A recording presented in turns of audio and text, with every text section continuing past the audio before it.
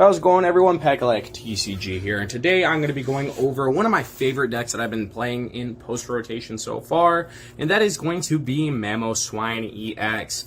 Now, like I said in the previous video, and I'm not going to repeat this in every single video, but excuse me and my buddies have been running a post-rotation gauntlet tournament to prepare for Atlanta, to prepare for the full grip event that's coming up in the next month, in 2 months. So we really wanted to put together a lot of decks we felt like were strong, and like I said before, Dragapult, of course, won quite a few of those gauntlets. But last weekend, Mamoswine actually won the entire gauntlet undefeated.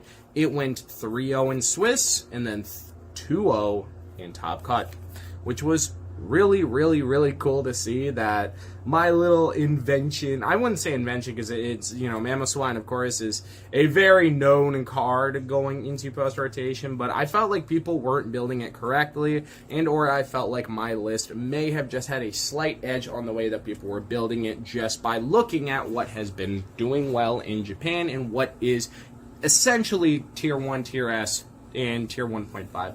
So before I go on, please smash that subscribe and the like button so I can keep doing these kinds of videos for you guys consistently, and so I can quit my day job and do YouTube content. So moving into the list, we play a 4-2-3 Mamoswine. Now, one of the cool things about the Mamoswine line is Swinub actually has Find a Friend, which has been notoriously really good on basic Pokemon, especially in a slower deck like this. Mamoswine has the ability Mammoth Carry, where you search your deck for a Pokemon every single turn as long as Mamoswine EX is in play. And then for 2 fighting, has the attack Rumbling March, where it does 180 plus 40 for each of your stage 2s in play, or on the bench, I'm sorry. So it does not count itself. So it only does the bench. Now, I bet a lot of you are like, well, how are you getting that many stage 2s in play? That's obnoxious. That is insane. That is not worth the cost of potentially hitting 380 damage. Well, let me tell you, it actually is, and I will explain the cheat ways. So one of which is Garganacl. So I saw people play Blaziken. I respect Blaziken. You can attack for a fire and a colorless, or it's 2 colorless, or something along the lines of that. I'll probably put a picture right there. But Nacli has Corner, which is a very strong attack moving forward, with a lot of people dropping a lot of their switching cards. Garganacl not only has the ability, I believe it's Energizing Rock Salt, where you can accelerate a fighting from the discard pile on one of your Pokemon, but you also heal 30 damage, which is important against Dragapult because it makes their spreading a lot more weird. Because they can't just commit 60 damage onto a Pokemon thinking that all I need to do is like Luxray, or all I need to do is ping 10 next turn. Now if you Energizing Rock Salt, it becomes a lot harder to deal with. And it can be attached to any Pokemon. It's also very good against Mimikyu. That's really all I got there with that over Blaziken.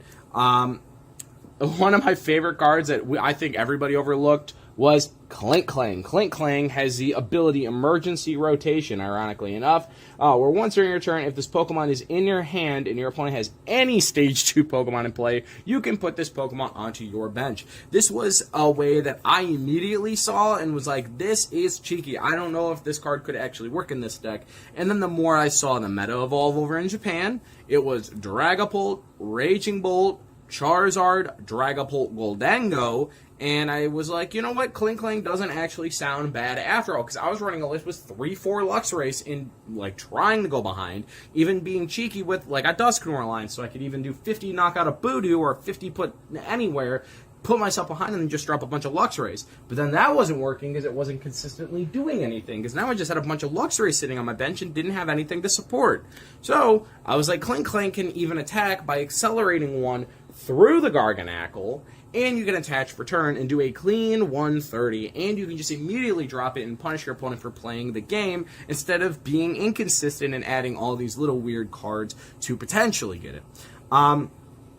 This is up for debate, but I play a 2-2 Pidgeot. I say this is up for debate because I really, really want a Pidgeotto in here. Pidgeotto also pairs well with the Grand Tree that we have in here, but I feel like with 4 Rare Candy, it's fine. If we get Budu is not only hitting us for weakness anyways, but I still feel like we can get around it. I believe Piloswine for a single energy knocks it out. You could even corner the Budu and set up your board while they're setting up. You can corner the Budu, force them to have a switch, and if they do not have a switch, then, you know, they're just getting knocked out in 3 turns. So that's really where I'm at with that. Pidgeot's also a very, very, very good Pokemon in general to consistently get everything out. Like I said before, I tested Luxray. I still like Luxray as a one-of in case you go behind. I know my buddy Jake would argue to do 2 Luxray, 1 Klinklang if Raging Bolt is heavier. I would 100% agree. If Raging Bolt is heavier, not that Raging Bolt is a good matchup for you in any way. I don't think it is a very good matchup for you in any way, shape, or form because they can one-shot you faster than you can one-shot them. But if that's the case, and there's not a lot of Stage 2 development, you can, of course, switch one of the Klinklangs for the Luxray. And then we play a copy of Fezandipiti, because sometimes you don't actually need to hit 380, believe it or not. Going into the supporter line, it's going to seem a little weird, but it's just straight consistency, in my opinion. We play 3 Arven, 3 copies of Colress's Tenacity. You really want to hit that Grand Tree. If you do not hit that Grand Tree, your setup starts to fizzle out a little bit because now you're more reliant on Rare Candy with access to Grand Tree and the fighting energy. It not only allows you to cheat out Garganacl and even cheat out Mamoswine, but it allows you to cheat out your energy that you need in order to attack, because not all the time are you going to be able to hit your like 7 to 8 fighting energy in your deck. So that's really my logic with it. Colress never really is bad moving into the game at all. It is a very good early game. Of course, you're not going to play it if there's a Kyurem across sitting your roster, if you know your opponent plays Kyurem, but I digress. 3 copies of Iono just for draw power, and then 2 copies of Boss's Orders. Going into the item lines, we play 4 copies of Buddy-Buddy Poffin with 4 copies of Rare Candy. Now, excuse the proxy here because I actually didn't own a second one, but 2 copies of Big Air Balloon. Big Air Balloon is a tool card that I think has never seen a day 2 or even been considered in competitive play because the stage 2s that we do have either attack or have free retreat that are being utilized. Big Air Balloon is a tool card where the stage 2 Pokemon this card's statue has no retreat cost. This is really, really good for making Klinklang go from a 3 retreat to a 0 retreat, and Garganacl going from a 3 retreat to a 0 retreat. Hence is why I was also saying earlier, I don't believe Blaziken is the best way if not only Garganacl can accelerate energy and heal you, but Big Air Balloon gives a free retreat under Budu, which is really, really, really strong. And then, of course, we play 2 copies of Nest Ball so we can cheat out Fezandipiti and or just keep the consistency of getting out your basics. Moving forward with the other items, we play a copy of Ultra Ball. I'm still going back and forth if I want a second one, but Mammoth Carrier, the second you get like 1 or 2 Mamoswines out, you really don't need them. 1 copy of TM Evolution just to kind of cheat around the Budu. Just a little bit. I feel like if Budu is in the format, you still always want a copy of TM Evolution in your deck if you play Arven. 1 copy of Super Rod to get all your Pokemon back. A lot easier. I don't really like Night Stretcher in this because more times than none, the only real argument you could use to Night Stretcher is if they knock out Luxray, or you have to discard Luxray and then Klinklang. But if you're getting the Pokemon back, why not just get multiples and then search them out with Mamoswine? That's really my logic with Super Red, and you can get back energy in case Garganacl gets overextended and gets knocked out. 1 copy of Earthen Vessel just because it's searchable off of Arven, and then a copy of Counter Catcher because sometimes you're going to go behind. Now, like I said, Grand Tree being the A-spec of choice, it is a very, very good card into this deck. I did test Neo Upper Energy over Grand Tree, and it felt okay, but I wasn't getting my setup as consistently as I wanted it. So Grand Tree definitely a very, very important piece when it is prized. The deck gets hurt, but it's not the end of the world. It by no means kills the deck if this card is prized.